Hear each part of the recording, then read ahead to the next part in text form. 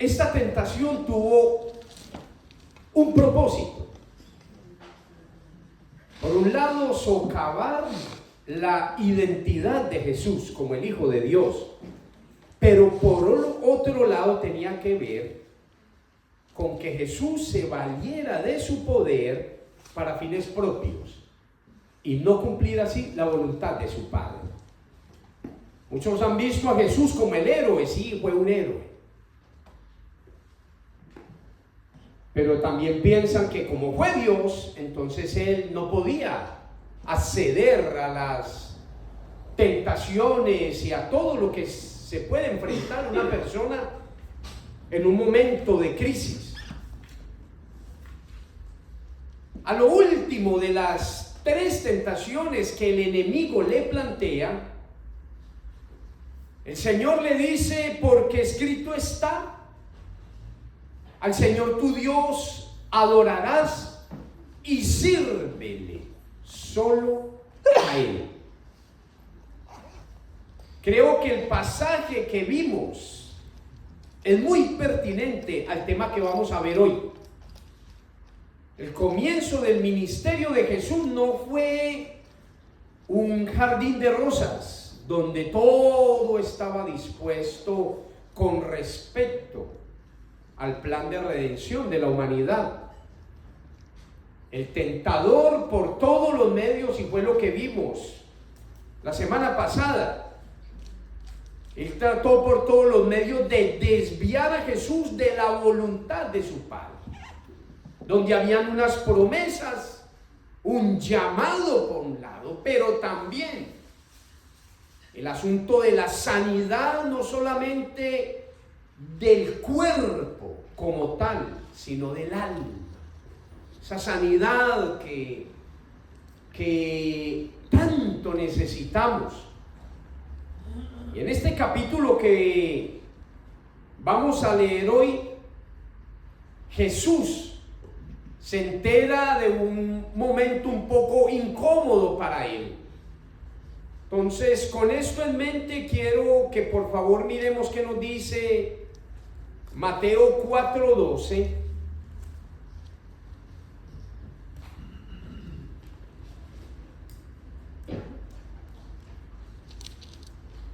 Mateo 4:12. Y como título tiene: Jesús comienza a predicar. Cuando Jesús oyó que habían encarcelado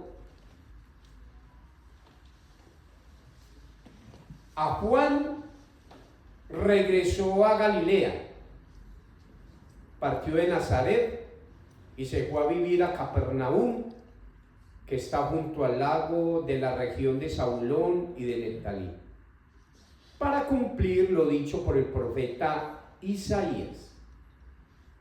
Tierra de Zabulón, tierra de Neftalí, camino del mar, al otro lado del Jordán, Galilea de los gentiles. El pueblo que habitaba en la oscuridad ha visto una gran luz. Sobre los que vivían en densas tinieblas, la luz ha resplandecido. Desde entonces comenzó Jesús a predicar: arrepiéntanse, porque el reino de los cielos está cerca. Mientras caminaba junto al mar de Galilea, Jesús vio a 2 hermanos. Uno era Simón, llamado Pedro, y el otro Andrés. Estaban echando las redes al lago, pues eran pescadores.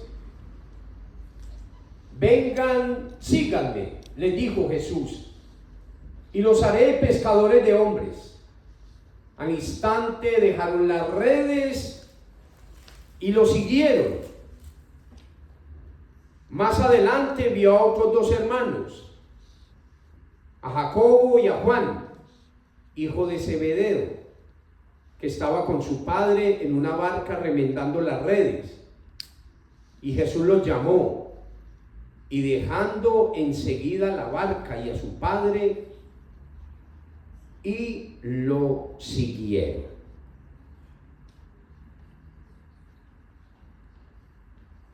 Como les dije anteriormente, el comienzo del ministerio de Jesús no fue un jardín de rosas. Fueron momentos difíciles. Y este capítulo comienza con el discípulo amado en la prisión.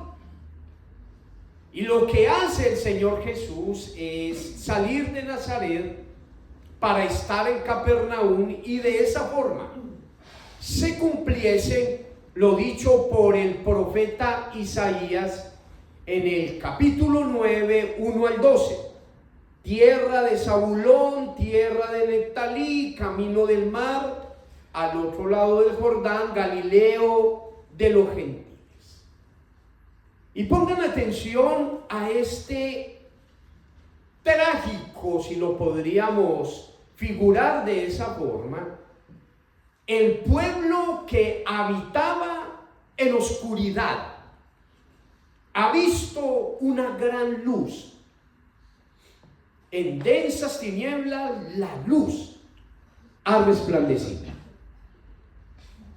Es en este lugar donde Jesús comienza su ministerio, y que donde Juan ya había predicado, ya había hablado. Y Jesús utiliza ese mismo lenguaje de Juan y repite las mismas palabras.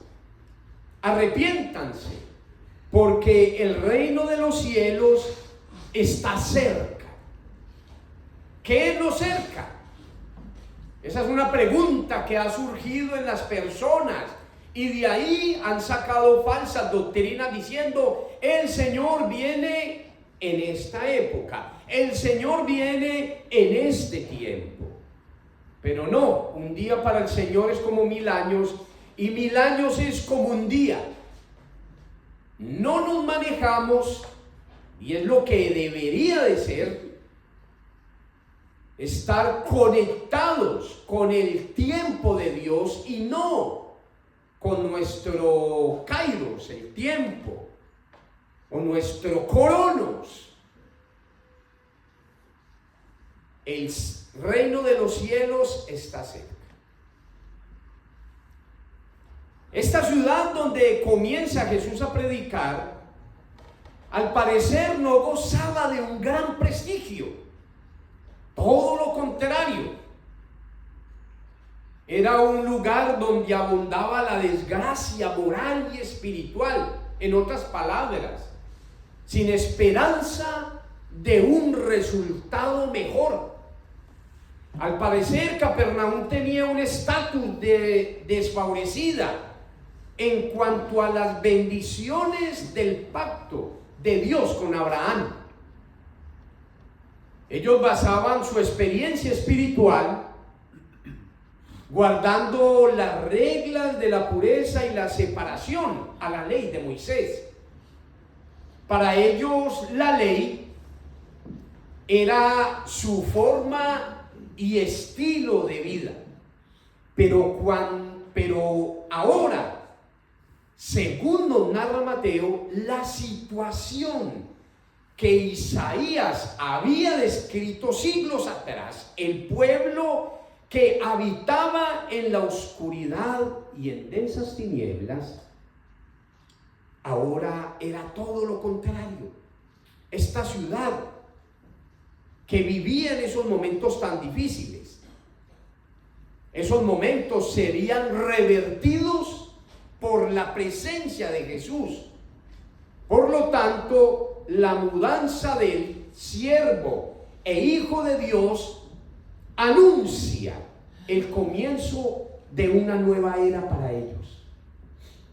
Cuando Jesús y su palabra llegan, las tinieblas tienen que desaparecer.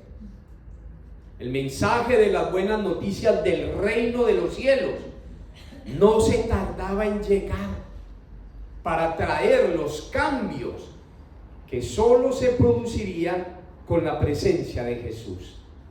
Ha llegado la esperanza de un nuevo amanecer. Ya estaba a la puerta de esta ciudad. Esta ciudad ya no sería vista ni etiquetada como la que vive en una densa oscuridad y tinieblas. Ahora la luz alumbraría en lo más profundo de su corazón. Ahora ya no se hablaría de las tinieblas, sino de la luz que era representada con el mismo, la misma presencia del Hijo de Dios. Otro aspecto que quiero revelar de este mensaje es el llamado. Ayer estuvimos en una reunión, aproximadamente 30 personas, mirando el cómo nos vamos nosotros a proyectar con toda la iglesia a unos 10 años más. ¿Qué va a ser de nuestra iglesia en 10 años más? ¿Dónde se ven ustedes en 10 años más? Y creo que es un proyecto que nosotros deberíamos de estar pensando constantemente. ¿Qué va a ser de mi vida en 10 años más? ¿Dónde voy a estar yo con la iglesia, en el servicio y el llamado que Dios me va a dar o ya me dio? Se dice que Dios no llama a personas desocupadas. Esto lo podemos ver en este pasaje. El propósito del Señor al recorrer los campos y las aldeas, por un lado, tenía la misión encomendada por el Padre, como lo dice Isaías 61, y el Espíritu del Señor está sobre mí, por cuanto me ha ungido. ¿Para qué? Para llevar las buenas nuevas, para traer salvación, para proclamar el año de la libertad, para anunciar el año del Señor y para consolar a todos los que estuviesen en luto. El mensaje que el Señor ha estado proclamando es transversal a todos, debido a que no hay ninguno que sea justo delante de la presencia del Señor. Cada uno de los discípulos que el Señor llamó, en algún momento le habían escuchado de Él, habían escuchado de su mensaje, pero en esta ocasión, el llamado que el Señor les hace no es solo que le sigan, sino también a que lo dejen todo. Pedro y Andrés eran pescadores, dice el pasaje que estaban echando las redes al lago, esperando sacar algo, esperando sacar también el sustento para su familia, y me imagino que también era su fuente de ingreso. Creo personalmente que el llamado que Dios nos hace apunta en dos direcciones. Es un llamado universal, que fue lo que proclamó Juan el Bautista. Es un llamado al arrepentimiento. El llamado universal es un llamado al arrepentimiento, por eso es universal. Es para todos ese llamado, pero también es un llamado a preparar el camino para la venida del Señor. El segundo llamado tiene que ver con el ministerio. Los dos llamados tienen la implicación de dejar o de renunciar a la vida que se está llevando.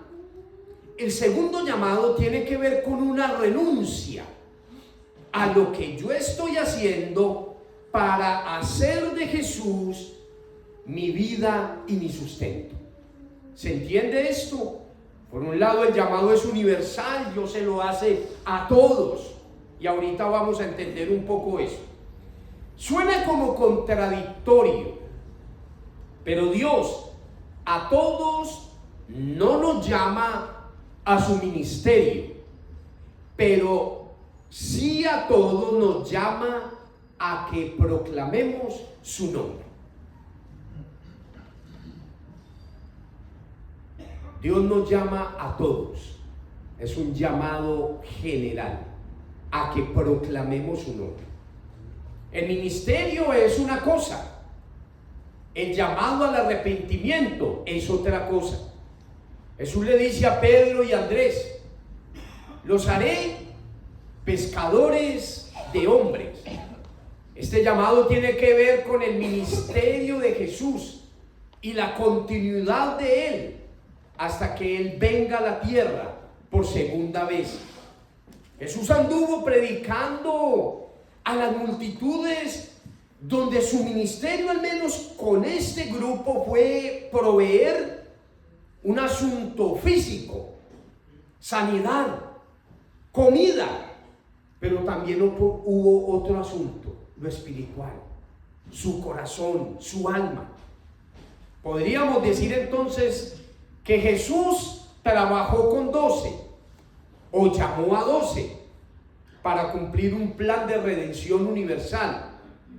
Hoy nos encontramos con un sinnúmero de personas dentro de las iglesias sin un sentido de llamado, o quizás huyéndole al llamado del Señor, resistiendo al llamado que Dios les está haciendo por algo que se llama comodidad. No saben qué hacer, no saben cómo servir, y cada uno de nosotros tiene dones, fortalezas innatas, las cuales podemos colocar al servicio del reino de los cielos. No todos son carpinteros, como lo fue Jesús. No todos fueron pescadores, ni arquitectos, ni académicos, ni elocuentes. Mi pregunta para ustedes es: ¿qué fue lo que hicieron Pedro y Andrés? Dejaron sus redes y lo siguieron. No se pusieron a pensar: ¿seré yo, Señor? Creo que muchos están esperando un llamado sobrenatural, o que el Señor se les aparezca en una zarza ardiendo para poder servirle. O nos vemos tan indignos de su llamado que preferimos taparnos nuestros oídos y no atender a la voz de Dios.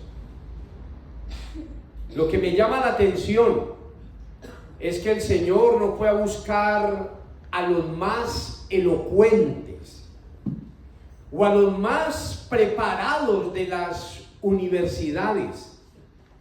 La simpleza de las cosas del reino comienzan con un niño nacido en un pesebre y termina con un héroe que conmocionó los imperios más fuertes de la tierra.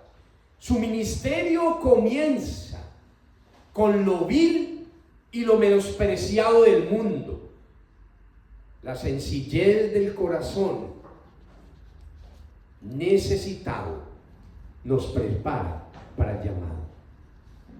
La altivez y la autosuficiencia nos separa del llamado. Y usted hoy se podrá estar preguntando: no, es que yo no soy altivo delante del Señor. Hay una altivez pasiva, de resistencia.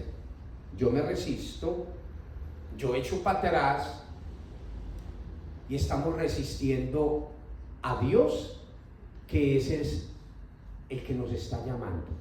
Otra vez les recuerdo 2 llamados: el uno a proclamar su nombre y el otro a ser parte del ministerio.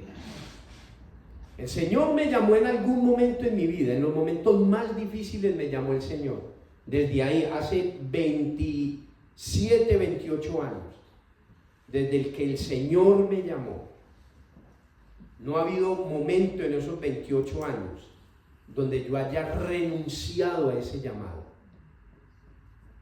quizás hoy usted se pueda estar preguntando también, Dios no me está llamando a mí al ministerio, a ser pastor, a ser predicador, a ser misionero. Pero lo que sí nos está llamando a todos el Señor es al arrepentimiento, a que nos volvamos a Él. Porque cada día que pasa se acerca más el reino de los cielos. Entonces, cuando nosotros resistimos el llamado del Señor, nos podemos ver como diciendo: el Señor está al frente mío, y yo le estoy diciendo: Señor, yo tengo otras cosas que hacer antes de buscarle a usted. ¿Qué vio Jesús en estos discípulos? ¿Qué vio Jesús en Pedro, Andrés, en Jacobo, en Juan? Pescadores que pertenecían a una clase social media. Estos 4 hombres ya conocían de Jesús. ¿Quién fue Pedro? El impetuoso. Andrés, el evangelista, el que se preocupaba para que otros llegaran a los caminos del Señor. Jacobo y Juan fueron llamados los hijos del trueno. ¿Por qué? Por su carácter firme, constante, perseverante. Y Juan fue conocido como el discípulo amado de Jesús. Cuando Jesús los llama para ser discípulos, y más tarde los llama a ser ¿qué? Sus apóstoles. Estos fueron hombres normales y corrientes, hombres que no tenían un título académico, pero lo que sí tenían era un corazón dispuesto para seguir las pisadas de su maestro. El mayor título viene cuando Jesús nos llama. El mejor título no es el académico, no es el tenerlo todo. El mejor título es el llamado que el Señor nos hace: os haré pescadores de hombres. Ellos podrían haber dicho: este no es el hijo de José, el carpintero de la cercana Nazaret. ¿Por qué hemos de seguirle? Es muy impactante que ellos no dijeron nada. Es muy evidente que tuvieron que ver algo, porque de lo contrario no habrían asumido este reto tan grande. Y le lanzo otra pregunta a ustedes. ¿Tú has conocido del Señor? ¿Hemos conocido del Señor? Estos hombres conocieron de Jesús, se levantaron y le siguieron. ¿Será que muchos de nosotros o muchos de los que están en la iglesia no reciben el llamado porque no han conocido? Conocer al Señor no es venir a la iglesia. Conocer al Señor no es que usted se siente en su casa y lea la Biblia. Conocer al Señor no es que usted dé los diezmos cada 8 días en la iglesia y aporte para este techo que está muy mal. Podemos hacer muchas cosas, pero poco con el ser, poco con ese encuentro que marca la diferencia. ¿Por qué estos hombres, estos 12 hombres, llegan a la convicción de su vida de dejar casa, papá, mamá, de dejar lo que estaban haciendo para seguir de Jesús? Porque el proyecto que Jesús les estaba dando era un proyecto eterno, no era un proyecto pasajero. Ellos tienen que haber sido impactados no en las emociones, sino en el corazón. A nosotros nos gusta lo de momento, la emoción, el buen canto. Nos gustan las actividades que llenen nuestras expectativas. Pero nos complica cuando de llamado se trata. Nos complica el caminar cuando nos hablan de oración. No nos gusta leer la palabra.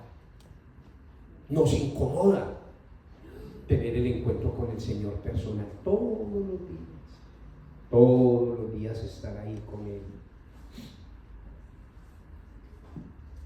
Podemos venir a la iglesia todos los domingos y no haber sido cambiados y transformados. Por eso en las iglesias uno ve tanta religión, poca convicción. ¿Qué pasó en estos discípulos? Fueron 12, pero fueron 12 hombres no convertidos, no convencidos. Convencidos de que Jesús es bueno, convencidos de que Jesús hace milagros, convencidos de que el Señor es mi proveedor, convencidos de que Él me ama, convencidos de que Él me da salvación. No fueron hombres convencidos, fueron hombres convertidos. El encuentro que el Señor tiene con Pablo fue un encuentro de conversión, no de convencimiento. Convencidos vemos en la sociedad. Vemos muchos hombres jóvenes convencidos. Convencidos de que hay que vivir el momento. Convencidos de que tengo que trabajar. Convencidos que hay que carretear, convencidos de que la vida hay que vivirla porque se va a ir, convencidos de hacer una cosa y la otra, pero no con convicciones que los llevan a tomar cambios profundos en su corazón. Pedro, Jacobo, Juan, Andrés, todos ellos fueron hombres que pagaron un precio muy alto por el Evangelio. Ellos pudieron ver a un Jesús, a un hombre con autoridad. No vieron a un hombre normal y corriente. Vieron a alguien en quien pudieran confiar. Su palabra y testimonio daban fe. Este es el Hijo de Dios. Juan el Bautista en uno de sus mensajes decía: y viene uno después de mí, que yo no soy digno de desatar la correa de sus sandalias. Confiar en Jesús fue su mayor llamado. Ellos dejaron al instante sus redes y le siguieron. En lugar de pescar peces para servir a la mesa, reclutarían a los hombres para el reino de los cielos. En este corto mensaje podemos observar cómo la llegada del reino de Dios transforma la existencia humana. El establecimiento de nuevas prioridades de las personas que lo aceptan por fe. Cambian las prioridades. Jesús se vuelve mi primera prioridad. ¿Qué nos dice Dios entonces a través de este mensaje? Aunque la salvación es gratuita, el discipulado y el servicio al Señor es costoso. El llamado implica vivir para otro. Era una invitación a dejar un trabajo conocido por el otro desconocido. Un proyecto personal centrado en sus propias necesidades y las suyas por el otro, en el que tendría que hacerse responsable de la vida de los demás. No es posible seguir al Señor sin abandonar nuestros propios planes y deseos. Y este pasaje termina no solo con un llamado, sino también con unas multitudes, unas personas necesitadas, ansiosas de escuchar a alguien que le diera una voz de esperanza. Una multitud que no fue llamada a que fuesen predicadores, a que fuesen los evangelistas, a que fuesen los profetas. No, una multitud que fue llamada al arrepentimiento.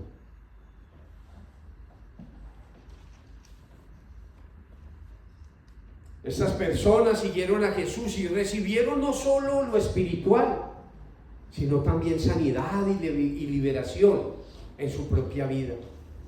Podríamos concluir entonces que cuando Jesús nos llama, nos capacita, nos provee, nos sana y nos libera. Y en una línea del tiempo podríamos confiar en lo que Él dice. Y yo estaré con ustedes hasta el fin del mundo. Cielo y tierra van a pasar. ¿Qué nos va a quedar a nosotros de acá? La mala noticia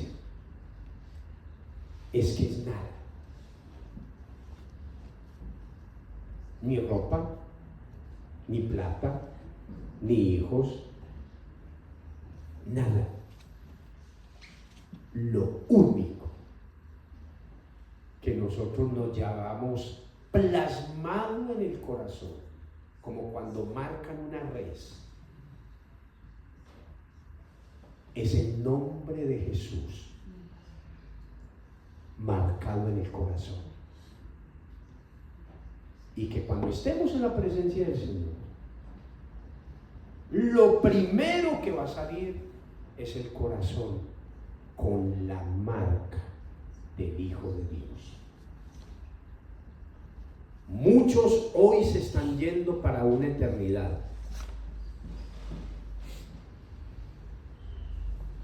Con doctorados, postdoctorados. Se están yendo a una eternidad con todo lo que creyeron que era la vida, pero sin nada de lo que era la verdadera vida, Jesús.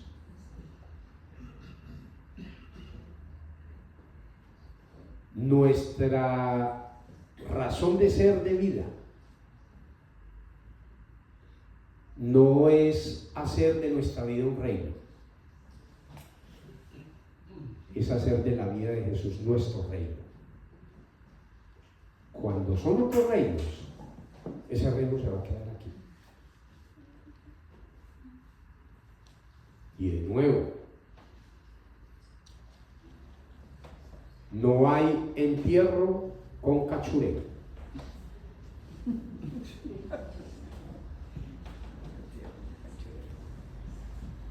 No hay entierro con la mejor camioneta que yo quise al lado y me van a enterrar con ella, ni con todo lo que yo me conseguí aquí en la tierra y por todo lo que yo sufrí y por todo lo que yo me esforcé. El mejor llamado que Dios nos está haciendo hoy es, por un lado, arrepentidos, porque el reino de los cielos está cerca. Segundo llamado, a su servicio.